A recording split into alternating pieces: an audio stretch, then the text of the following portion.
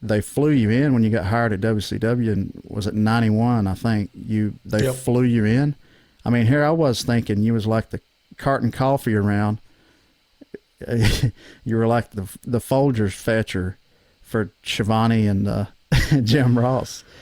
It wasn't quite that bad, but it was close. I was the third string announcer. I was batting cleanup and doing all the announce duties that they didn't have the time or desire in some cases to do. Yeah, and then I guess the joke was on them a couple of years later, right? 2 or 3 years later, he became in charge of the whole thing pretty much.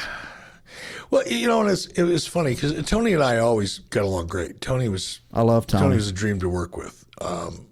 Jim Ross was actually my boss. Mm-hmm. And Jim was kind of crabby, but for the most part, you get along with him, but never really got too close to him. Mm-hmm.